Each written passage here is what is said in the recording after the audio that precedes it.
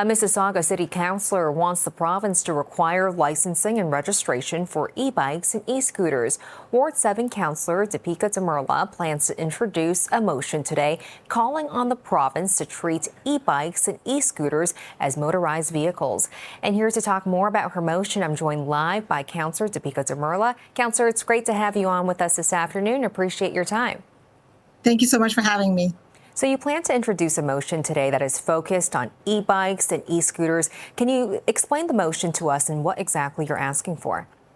Yeah, I introduced the motion earlier today at council, and what the motion asks for is asking the province to look at, making sure that any motorized vehicle, and so that includes e-bikes and e-scooters, that we license them and that we require registration. And the reason I'm doing this is, of course, that I support e-bikes and I support e-scooters, but I want them to be safer.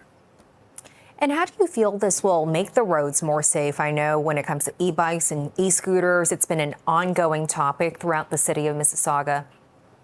Yeah, the main reason that, you want something registered as well as making sure that somebody who's driving it has a license. The first one is, I'm sure I've seen kids who are definitely under 16. Like I've seen 14-year-olds and 12-year-olds on e-scooters, sometimes doubled up, like there's a 12-year-old and a 9-year-old. So requiring that licensing makes it easier for police to actually enforce, because right now you don't have that tool, that requirement that somebody has a license to drive an e-scooter or an e-bike. And the same thing with registration, right? Like, how do you ticket somebody? How do you do any of this stuff if you don't have a regulatory framework? And really, CJ, the most important thing is that Ontario's playing catch up. Like, if you go to Europe, almost all of the jurisdictions in Europe that allow e-scooters and e-bikes, they have some form of requirement for registration as well as licensing. And New Jersey has gone the furthest.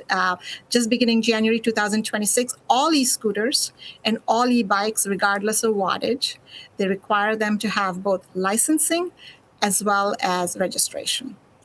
And I'm curious, how prevalent of a problem is this in Mississauga when it comes to safety on the roads or just not following the laws when it comes to riding these bikes and e-scooters? Why now for this motion? Well, it's, over the last 3 years between 2000, I think from 2023 to 2025, we've seen 112% increase in injuries. So this is concerning. And the way I look at it is, we should be licensing things that are motorized, right? So these are motorized vehicles, maybe smaller motors, but they are motorized. They can often go quite fast, and they're on our roads. Like we say that e-scooters and e-bikes cannot be on sidewalks. We ask that these people travel on roads. So it only makes sense. They're motorized. We're asking them by law to only travel on roads, that they should require at a very minimum, some kind of a license to get on that vehicle. Now, back in 2024, the city of Mississauga did launch a e-scooter and e-bike rental program, putting hundreds of them on the road. Would this motion impact that at all? Yes, like it would mean that any kind, no different from renting a car, right? Just when you rent a car, it is still registered, so it would be the same thing. But it would primarily, of course, be for individuals who own the rental program. And these are the details that I would like the province to figure out, of course.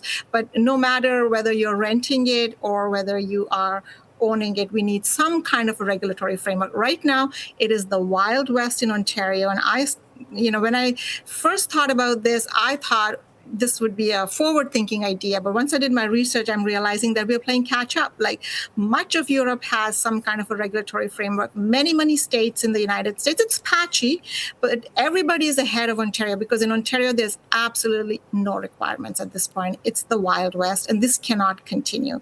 I am a big supporter of these vehicles. I can tell you that in Mississauga, they're filling a gap.